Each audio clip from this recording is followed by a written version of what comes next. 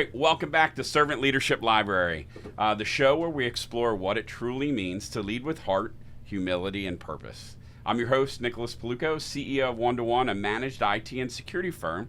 And today's guest is someone whose story has spirit and service-driven leadership will absolutely inspire you. So Reesy Neff is the founder of CEO of Omega eCycles, where she built a thriving business focused on responsibility, recycling, end-of-life IT equipment, and ensuring secure data destruction.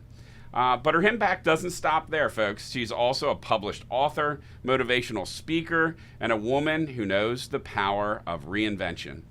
Her memoir, Stripped Off the Labels, is a powerful reminder that the world doesn't get to define who you are or what you are capable of. She's also been featured in Unstoppable Women magazine and was a contributor to Becoming an Unstoppable Mamapreneur. Whoa, all right. So Reesy's journey with servant leadership began in her days as a regional banking manager. The same passion and purpose now fuels her work as a CEO, community leader, and change maker. So she married her soulmate and fiercely proud of her children. And if you really want to see her light up, we're going to test this today, just mention her grandkids. So today we're diving into what it looks like to lead with conviction, vulnerability, and the purpose in both business and in life. And how, breaking the labels others places on us can unlock something truly unstoppable. So let's get into it. So welcome, Reesy, to the show. And we're glad that you're here. Kind of introduce yourself a little more. What an intro. That Wow. was amazing. Thank you. Yeah, I know. absolutely. You wrote that? I'm That's so awesome. excited. I'm so glad that's recorded. I'm going to use that myself. All right, perfect. No, I'm excited to be here. I'm excited to talk about servant leadership and sort of how I got here. I have a lot of passion around servant leadership, which you may or may not know when you would look at sort of the resume. Yeah. But when you get to know me, you're like, oh, okay, now I get it. Yeah. I love it. I love your passion and your excitement, and I'm so curious to get into from banking to where you're at today. Yes. And the writing. So I'm excited about that. So let's kind of begin. So give us the idea of servant leadership to you. Where did that come from? Where does it resonate in? Did you find that in the banking world, in the banking days? Well, I love that question, and I think it was there, and the banking sort of helped uncover it. So, I had been a finance manager in the car business, and then I went into banking, and I really found, I feel like I'm a natural leader. That is what it is. When you're younger, they say you're bossy, but you're really, it's leadership skills. You just have to hone those in and figure out how to do it. So, as I got into banking, the servant leadership really began to happen. And when I went to work for what was Susquehanna Bank, I found a magnificent mentor. And I would say that he really was the one who inspired me. Like, as an example, one thing he said to me, I love this. He said, now, Reesy, who's the most important person? Now, when you're working, most businesses would say the customer. And he said, no. He goes, it's the employees. He said, because if you are good to your employees, they're going to be good to the customers. And that was very powerful for me, sort of, a moment. And I had many other moments with him where he shared one of my favorite leadership books. It's called The Way of the Shepherd. I don't know if you've ever heard of that. It's a very short. Now, who wrote that? I stink at that, except for my own books, I guess. That's all right. We'll find that out. But it's a great book, and it's not religious. It sounds like it is, but it really is about taking care of your flock. Wow. So all of these things just began to take me down the path, and then even beyond that, before that, I would say that my goal was always to leave a person or place better for having been there. So if you think about that, that really is servant leadership. You're right. Anyway, it's just at the very basic core of who I wanted to be. Right. Do you know what I mean? Yeah. We hear that a lot, that there's always a mentor or someone that has inspired them. And, it's really intriguing to hear how that person impacted you at such a a part of your career. So that's pretty amazing. Yes. Oh, Yeah. he still does. I mean, still I meet with him. And when he retired, I'm like, I'm not done with you. I don't Oh, know, why are you really? leaving? Oh, Yeah. wow. So you've had a long relationship with this person that inspired you. Oh, I still meet with him regularly Wow. because I just admire him. He's just kind, and the light. He just emanates. He's just a great person, and if I had to be, if I had to say this is the kind of leader that I want to be, this is that person. Yeah. So yeah. Oh, that's neat. So he's a builder of other leaders, I guess I'm hearing. He really, really is, and I can't wait to tell him that I got to talk to him about him today. Oh, that's awesome. Because he always he's sort of this, Reesy, and I'm like, I'm telling you. Oh, and that's he's from neat. Lancaster too. Is he so, really? Yes, he is. Wow, so. that's awesome. Yeah. And so where did his career go then as Susquehanna and other organizations? Like, how did you keep in touch? Did you all continue to work together for a period of time? No, he went to another bank. Okay. He had been at Susquehanna for like 40 years. Wow. And he went to another bank for a while, and then he finished his retirement from there. Okay. And then I wrote my first book, Stripping Off the Labels, and he we got together to talk about the book because he bought it, because that's just the kind of guy. He's going to definitely go buy it, And we got together to just talk about that, and so we try to periodically just get together because I value what he has to say, and I just always pick a little nugget from whatever he's willing to offer. Yeah. Wow. Yeah. Well, let's kind of talk about that, your book, right? Like that, was he the inspiration to that, or like tell us a little bit more about that? No. No. Whole different story. That's a whole other. Yeah. Wow. So the book. So I had always wanted to write a book, and Okay. I think this has to do with servant leadership as well, personally. However, being in banking, that's a very conservative area to be in, right? Mm-hmm. So if you look at my cover or you hear the label, stripping off the labels, and no, I was not a stripper, so everyone understands, like, no. But the cover is a little risky, but covers sell books, right? I probably would not have been able to do that in banking, and it's a very vulnerable book. So, my publisher said to me, this is really raw. That was how she, when we were talking about it, she's like, this is really raw. And I'm like, well, I really wanted it to be authentic and real. And the goal was, I grew up very poor. Mm-hmm. I'm not, what's the word I'm looking for? I'm not, I didn't go to college. I didn't finish college. Mm-hmm. I didn't come from the right family, Mm-hmm. all this stuff, right? Mm-hmm. And yet, here I am. I was a regional manager, in banking. I now own my own company that's doing really, really well. And so when I wrote that book, I wanted men and women, but mostly young women, to know that it doesn't matter if you've made mistakes or where you came from. Right. That, don't let the world tell you who you are. Or here's the other side of that, is own who you are. Like, I'm going to give you my example. It's Prissy. That label, right? I am prissy, Nick, okay? I am. My husband knows it. I know You're it. just owning it. I do. And Yeah. I would not survive on Survivor. I mean, I would potentially, charm. I love it. Yeah, I would probably charm my way through one, episode, but that would be it. But, I'm okay with it. I love that. That's who I am. And so there's that piece of it, too. And so my goal when I wrote that book was I tell people that my dream job is to be a motivational speaker. In the meantime, I'm saving the planet. And what I want to do is inspire other young women to know that they can do things, that, that don't be stopped by what your past has done, what the world tells you, or sometimes, a lot of times, it's ourselves saying that. So I do enjoy speaking on that subject when I go, and I have had the opportunity. I'm very blessed to have had the opportunity to be able to go out and speak about that, and have had women and men come and say, wow, I can relate to that. Wow. And so, yeah. That's So that's really another neat, way for me though, to that you're serve able to put that into words, right? Some people can experience it, but don't have the talent to get it onto paper. So. Well, I appreciate you saying that. I always say that I would not be able to write fiction. I'm not that creative. But I can write about how something makes me feel. Right. How something makes me feel. Now, how long did it take you to write the book? Long time. No. Long time. Well, I was going through some rough times. It was in between the banking situation and my business, and It took me 3 years. Wow. I wanted it to be a year. I partnered with this lovely lady who published my book. Her name's Demi Stevens. Okay. And she was my publicist, my writing coach, like all this stuff. She did all this stuff. Wow. And she patiently walked with me through that path. And I met her doing a servant leadership thing, actually. Really? Yes, That's I did. neat. Which I think is...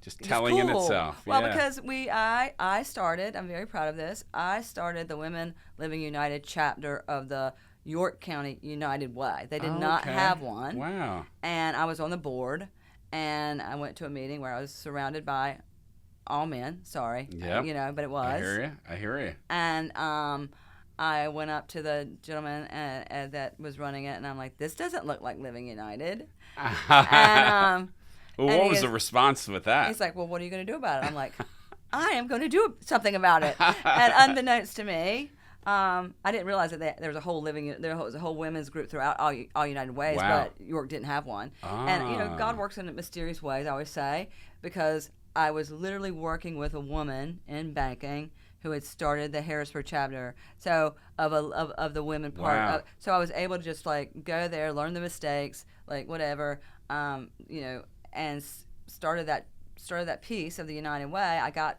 Volunteer of the Year for doing that's that. great. I'm really proud of it. Congratulations. Yeah. And that's part of my servant leadership, and it's still going very strong. Wow, that's in great. York County as well. So Wow. one of my things Claim to fame. I don't know. I tell my granddaughter I'm going to be famous one day, but it's a neat experience to hear about that. And I mean, obviously experiences have driven what you put into that book, right? Yes. Yes. How do you compare kind of those experiences to what shaped you to do the business that you own and run today, right? So now we go from leadership and this book and now we're into recycling, right? So tell us a little bit more. Well, so let's talk about the business piece, and then we're going to talk about also the passion piece. Yeah, sure. So the business piece, when you're in banking as a regional manager, you're in charge of sales, service, and operational soundness. So I have sat across from a person who's had all of their information taken from them. I have had to deal with ATM skimming and wire fraud and all the things that, knowing how important it is to protect your data. Data, right. So there was that piece. And then, as you mentioned in the intro, I have grandchildren, and we need this planet to be here. Right. So it's a natural thing when you start to look at e-waste. It's the number one growing waste stream, first of all, and it is increasing tremendously every year, and only 17% of it is recycled. Wow. And while 70% of our landfills are full of it. So it does, if you think about from a business perspective, all kind of work together. Wow. But then one day in banking, I had to terminate 23 people. That would be hard. It was horrible. And banks do what they do. They merge. That's what happens. And what was most sad about that day was there was people there that would have gotten a lovely severance package, but tenure plays a part. And so, I'm sitting across from someone saying, hey, you get to keep your job. And they're mad because they wanted their 2-year severance package. And then I'm sitting across from the single mom saying, you lose your job. And she's crying and upset. It was bad. And, and my husband was like, you need to come home. And it was about to break me, along with some other personal things. That was just the tipping point of like, I can't keep doing this. And then I had lost my very best mentor and got a not so great mentor, or not even mentor, person that I was having to deal with. So all of this, I'm like, this is enough. And I had some physical health things. And oh Lord! It got out. That's the next book. Just FYI. Wow. Yeah. We had somebody that spoke on the podcast that called them the Dark Vaders. Oh. They said that they had their servant leaders and their Dark Vaders. That's a really good idea. I was like, whoa, all right. Yeah, that's what he was. Right. It was very sad for me because I did love my team and I loved what they represented. But when my husband owns a separate company. Okay. And he sells shredding equipment to companies like the Mayo Clinic. Okay. People all over the world will call him and say, I have this. What's the best way to destroy it? So as we were chatting before we started recording, right. We're talking about those big machines that can, eat up a refrigerator. Yeah. So he could even go that level, but mostly it's data, data destruction. And so, when he was doing that, then he has a separate part, his umbrella of a company, better shredders, better harvesting solutions, because believe it or not, the cannabis industry needs shredders because it can't leave the farm without being so much mixed. I don't know the numbers, like 49, 51, something percentage of not cannabis. So they have shredding. And then, again, to sort of full circle, he just released and launched a product called that is a hot melt styrofoam densifier. And if you know anything about styrofoam, it breaks down that we do, because we have to dispose of it, and it's a mess. Correct. And it doesn't break down, right? If you had a George Washington coffee cup, it would look the same today.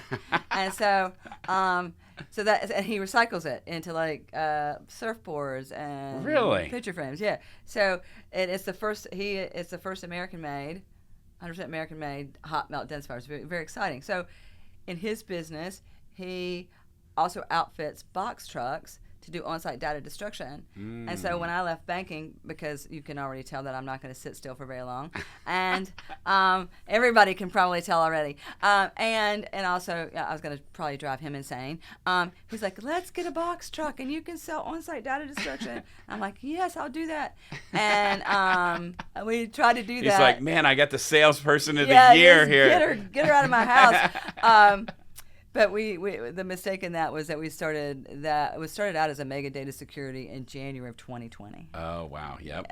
Not a great time to start a business. Not a great time to be able to have a face-to-face conversation. Say, look, you really shouldn't be wiping that drive. Here's why you should shred it. Because you're going to know for sure when it comes out the end, it's going to look that way. So you fast forward a year later. Honestly, through prayer, I'm hearing that data destruction is becoming free, and I'm like, God, I can't go back to banking. Like, I just didn't know what to do. Please help me. And my husband reached out to a client of his down in Florida, and the man said, hey, we'd like to pay it forward. And I work with my wife. Just come down to Florida, and we'll show you everything.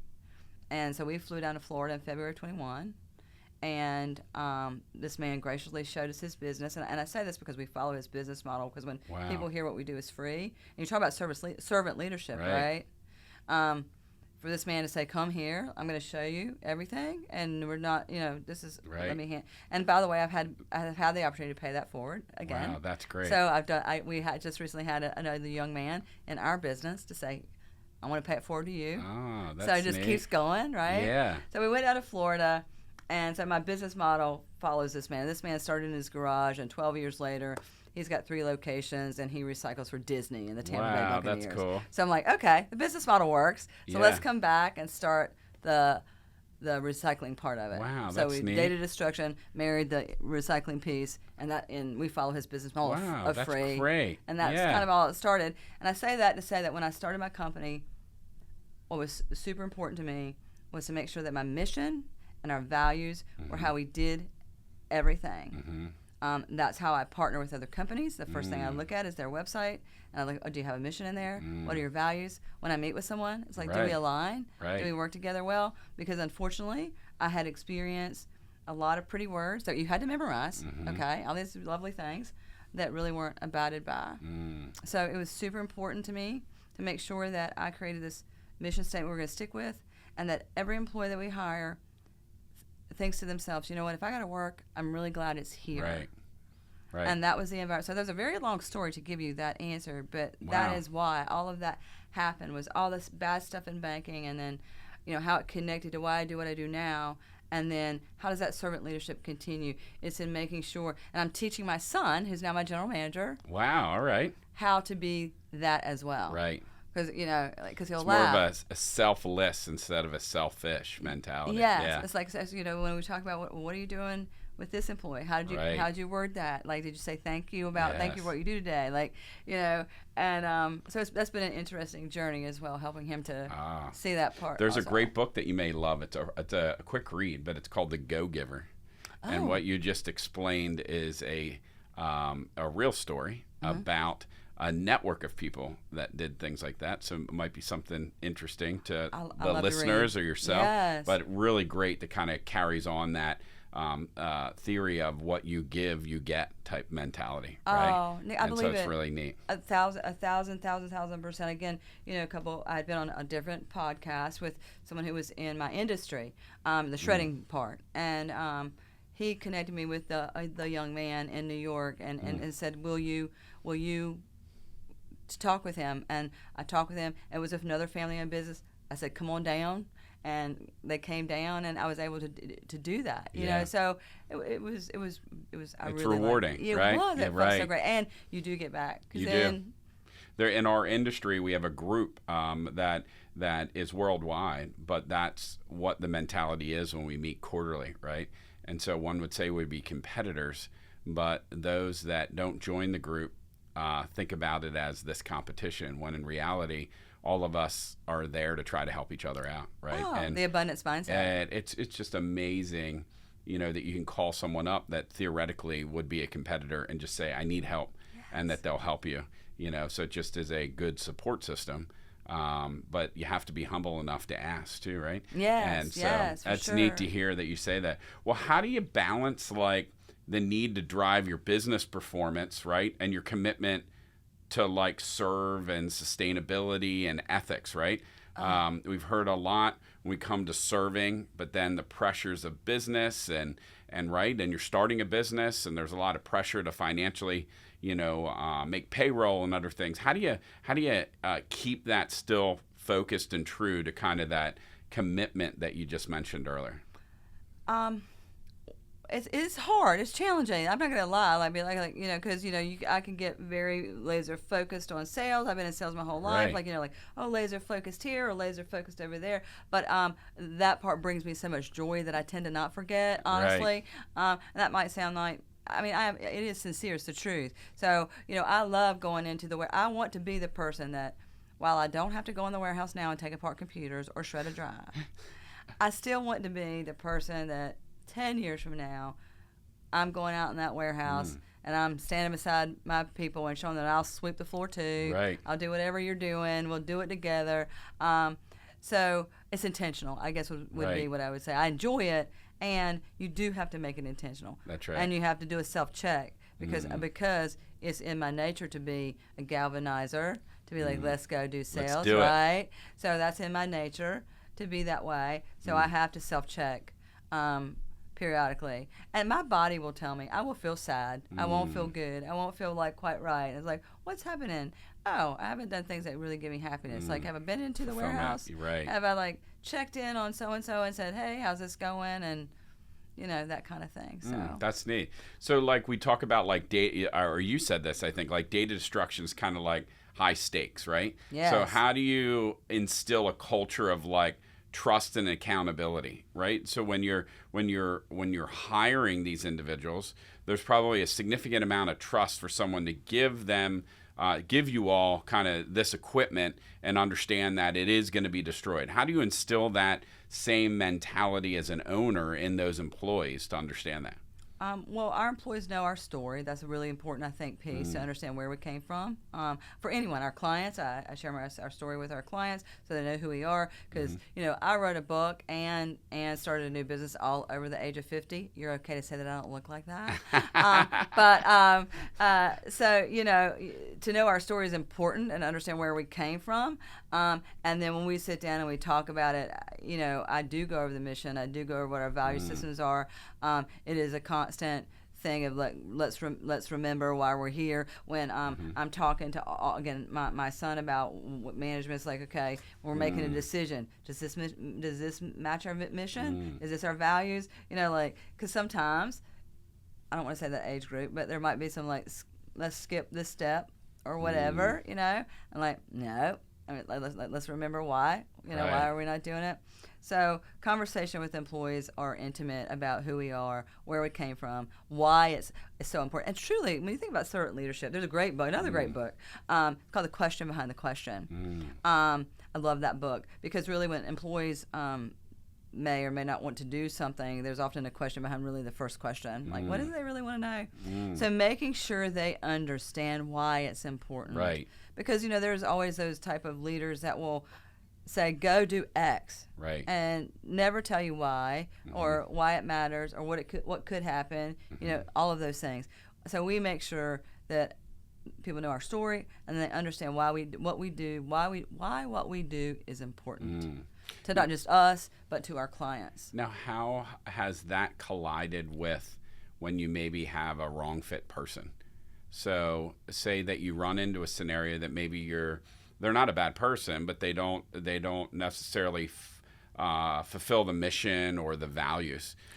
Is it that important that maybe you exit that person, or what's the process behind that? Well, luckily we have not. We're small enough that has not happened. Okay. So our company's not grown to that level. But the interview process for me is it's a conversation, and then it becomes a little bit more intentional around specific behavioral questions to understand who the person is and the people that we have hired. So luckily that hasn't happened. If it were to occur, if they're not a fit, I think that's a conversation you have to have, that we just don't, we're just not well matched. Not aligned. We're just not well matched. That's right. And that's okay, right? Like, that's okay. You be you, and but we're just not well matched, and so we should part ways. Is the way, which is also, I had to do that in banking. I mean, I do have that experience, right. Not at my company, but I have that experience of having that conversation around, generally people don't do things for one of two reasons. They either don't know how or they don't want to. So, I think that's the first level of like, let's figure that out. Yeah. Right? Do you have the training? That's pretty simple. Simplifying it there, right? That's easy. My husband helped me with that. He was managing people for a long time, which is why he doesn't do it now. I have to give him many coaching sessions. But he does help me with that part. So he simplifies it to that, and then I take it to the next level. Okay, well, yeah, but let's you zhuzh it up a little bit. I do, and then let's understand truly. So yes, do they need training? Do they need other resources? Right. What's happening here? But then there comes that piece where like you said, if you know what, you're not really matching our mission, and right. you're not jiving with that piece, and we're just not a really good fit. Right. So we have to part ways. And as I mentioned, I had to do that in banking. And it's not an easy conversation, but I'm always of the mindset of be kind and truthful. If you're kind and truthful, what are they going to say? Right. My youngest daughter used to call it the Godfather. Well, I'd give him the Godfather because apparently, not that because I was never loud. I just would have this very calm conversation of like, help me understand, and she's like, you're so scary. I'm like, no. You're so scary. I'm the most unscary person ever. But apparently in this like calm conversation of like, well, this is not a good match. Just mean it. Just calm and right? kind. That's right. I guess it is kind of like the Godfather. He was just like, I'm going to give you an offer we can't refuse. I don't know. Yeah. I love it. I love it. Kind and truthful. It is, right? Is really the best way. I mean, they applied a kind system, and one of, if you broke their trust, they just had a different way of exiting, I guess. Yeah. I worked in the car business for 10 years, Nick. There's way different ways of exiting people than that. Banking really did open my eyes to like a much gentler way approach. Yes. But also gave me some of that backbone too. Yeah, that grit. Every bit of it, every part of my whole life has led me. I feel like every part of my life has led me to where where I am. Well, tell us a little bit about challenges, right? Like many people that start businesses, it's not easy, and many times many people see what we've become, but maybe don't see how we got there, right? Right. So do you have any advice to those in regards to that, like any things that kind of created this grit that you had when you're getting into the business? I mean, you started at a time of COVID and other areas. What were the biggest challenges, or what are the biggest challenges? I guess I would say. Oh, there's so much. There's a lot with starting a business, and I was blessed, and maybe we won't let him listen to this podcast. My husband has been a really great mentor in that he's been self-employed for 12 years. So when I get upset that we don't have pickup scheduled for whatever, and he's like, relax, it'll come. So when you start out, when we started, it was just me and him. him in this 2,500 square feet.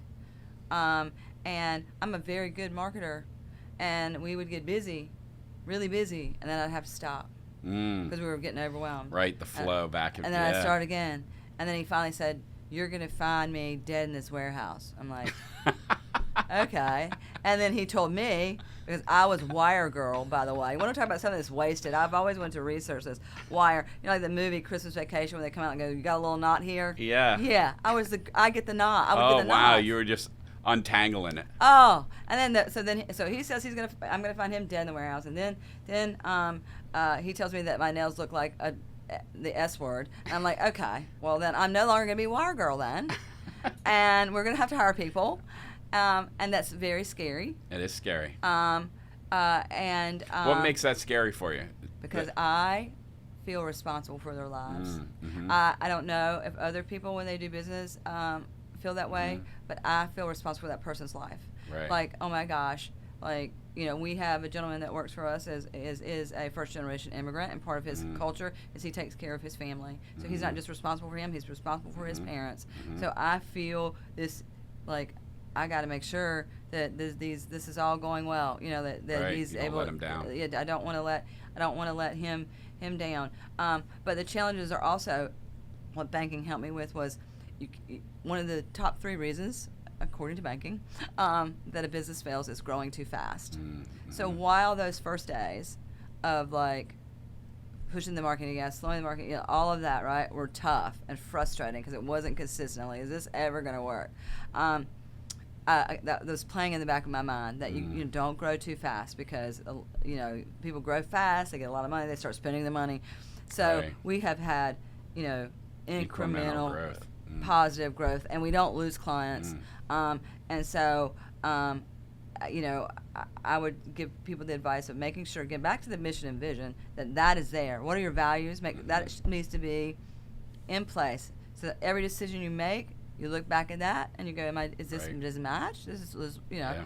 And integrity is one of our top ones. Like we want to do what we say what we mean. All of that is super important. And take your time, make good decisions, but also you do have to sometimes, this is one of my mentors shared this statement with me, and this was a lady in banking, said, sometimes you have to feel the fear and do it anyway. And that's, you know, as we increase it's very lonely, that direction. Yes. Yeah. We ended up, now we have 7,000 square feet, right? So it's 7,000 square feet, like, okay. I always called that the pucker up factor. Yes. Right? We're going to buy this building. We're going to do this. Yes. You know, but what if one thing fails? We lose it all. Yeah. Right. You're always on the edge. Right. And then our mentor down in Florida, he's great. He's like, hire them. I mean, he's just the funniest guy. Right. He's been there and done that, so the risk isn't as risky anymore. No, right. He's recycling for Disney. He's also from New Jersey, so he's got that accent. I lost my house today. You know? Yeah, right. It's a little different when everything's on the line. Right. Yeah. But he's from New Jersey, and he's got that Jersey accent, which that I love. Tough, that and he's toughness. just like, hire him. And I'm like, okay, I'll hire just him. do it. Yeah, he is, just do it. And you know what, though? Honestly, through prayer and just doing it and feeling the fear and doing it anyway, you do it and you just keep going. You do, yeah. And it's like people that have never had kids and they're trying to give you direction, and now you have a child, and that love and compassion and empathy and fear almost of like, oh my goodness, you wouldn't have if you've never had a child. Right, yeah. Exactly. So that is kind of your child, right? Oh, yeah. I've been, you know, and it's interesting when you have your vision of your business, and you know, you talk to somebody about it. It is like your child. Like, I love my business. It is my baby. Right. It is the thing that when, you know, I go back to leaving a person or place better for having been there. You know, that's my hope with this business. Right. I hope that I leave a legacy for my son, that this is an opportunity for him to move with my grandchildren. You know, I have a 6-year-old. I have 3 and 1 on the way grandchildren. Okay, wow, congratulations. And, thank you. I love them so much. My 6-year-old's all over our website because we're family. We're like, and this is why I do this. Look at her. You know, look at her. She's 6. She deserves a nice place to be, and she also deserves to, like, maybe a business opportunity for her. Right. You know, I've had to talk to her about the bossy. No, it's not bossy. Just tell people it's your leadership skills being developed because she gets called bossy. I'm like, okay, let's work on this. We're going to be all right. You're coaching everyone. I am coaching everyone. I know. My husband, he loves saying that. I'm going to get a coaching session today. I'm like, yes, you are. I love it. We have a speed round on this podcast, so I'm going to hit you with some lightning questions. How about that? I'm ready. All right. Let's do So it. fill in Do I the get blank. prizes? What's that? Do I get prizes? Well, yeah, you get a prize. Yeah, Oh, yeah, nice. sure. We'll leave you with some prizes. All right, I like prizes. Fill in the blank. Oh, a gosh. great leader always. Listens. Ooh, that's a good one. So what's one leadership principle you wish more CEOs would understand? Leadership principle that CEOs would understand. What keeps their people up at night? I like that. Understanding of their people. Yes, Yeah. because they might think that whatever they did that day was like, oh, they went to sleep okay, but it really worried this employee all night long. You know, it's the same thing like when we were in banking. I remember when someone, particularly a more mature client, would, wanted an answer about fees, and I would say, especially if it was a larger amount or whatever, like if you can't give them that answer that day, at least call them, because that person's going to stay up all night and Right, be worrying worried. about it. You're not. You're Right. going to be sleeping. Right. But even if you don't have the answer, and the same thing with employees. Make sure that they're sleeping at night. Because Can I borrow that one? I'm going to ask that question. That's a good one. I like it. Little nugget. What advice would you give someone who wants to lead with purpose but doesn't know where to start?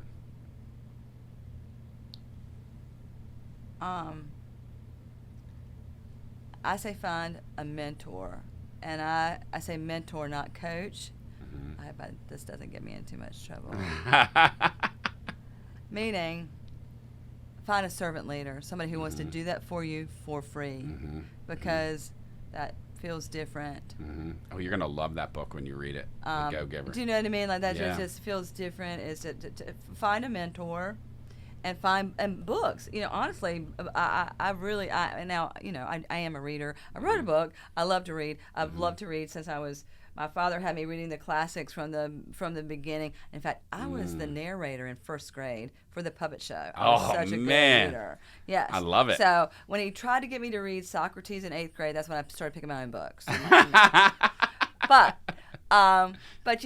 find good books like what we're talking about today. Like find some good books, follow some principles, but find that mentor. And they're still out there. I'm out there. Like I try to, if I find an opportunity to help a person in that way, I offer it, and I don't charge anything for it. That's and again, nothing great for those people who have that as their business and wonderful.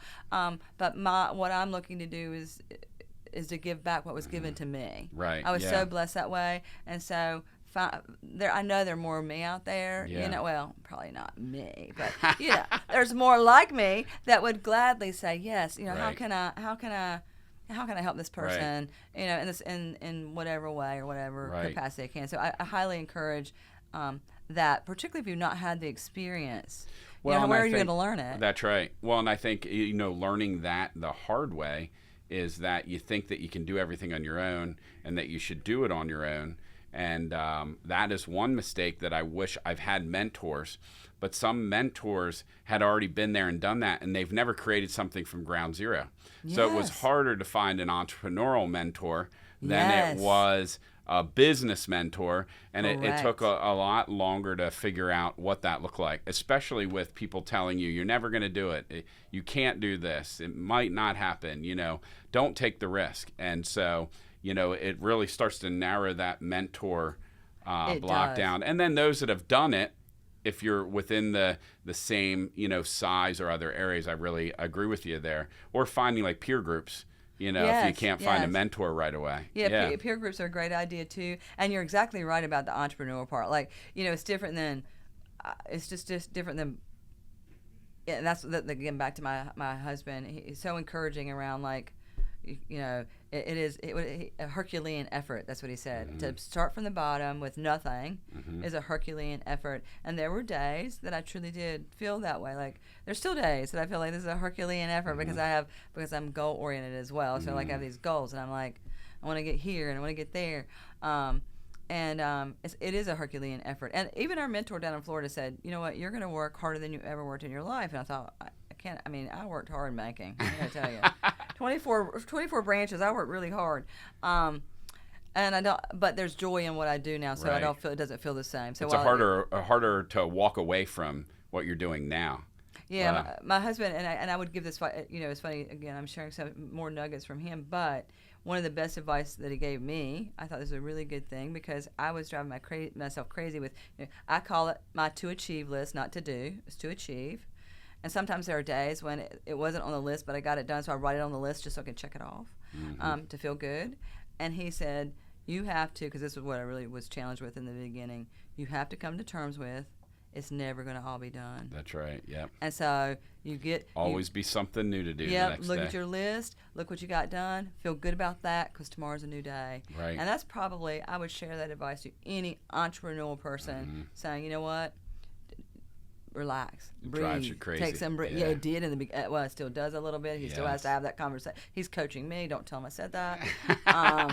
But he's like, calm down. It'll be fine. Just put it down. Yes, you can. Just put it. Just relax. Reset. Yeah. When you start, because I'll start to make mistakes with. I'm a big picture person. Details is a bit of a struggle. Right. I can relate. Do it. I can relate. I don't like it. Right. When you're passionate about it, you can do it probably. Well, yeah. But I right. like people. Give me outside people. of that, somebody else can put the tidy bow on it. Yeah. Don't make me read a bunch of. Like I used to tell my employees, do not send me an email with 5 paragraphs. I'm not gonna read it. Send me 5 emails with 1 paragraph. We have AI now, so I just hit a button. That's so smart, right? But they would send me these emails. I'm like, I'm just not going to read this. It's not going to happen. And so, I just would be like, could you? Which is not very nice. But so I did. I know who I am. Again, back to what you own, and you have the conversation. Look, how about this? Send me 5 emails with 1 paragraph. There you go. And break it down. That is going to get read. Or can you bullet point it for me? I love it. Or call me because again, I like people. So call me. Let's talk about it. The texting these days, I get frustrated with that too. I think if it takes more than 3 texts, we should be on the phone chatting. Right. It's not the world, right? Well, that was a good ending to great success here. So, today, that's a wrap for this episode of Servant Leadership Library. Reesy, it's been wonderful. Thank you for sharing your journey, your wisdom, your heart with us today. I love your heart.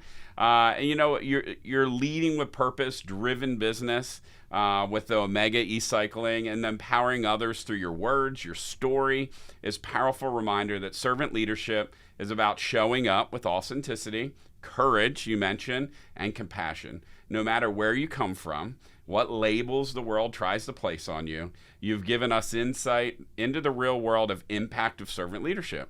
And not just in business, but in legacy, as you spoke about, as well as all over, making things better for everyone, right? So to our listeners, if Reesy's message resonated with you, make sure to check it out. Look at her book, Stripping Off the Labels, and for her contributions of becoming an unstoppable mompreneur. Oh, there it was. I knew it. And an unstoppable women's magazine. You got to check that out, ladies and men. And always thank you for joining us. I'm your host, Nicholas Paulukow. Until next time, keep serving, keep leading, and keep showing up for others. The only true servant leaders can. All right. Thank you. Thank you.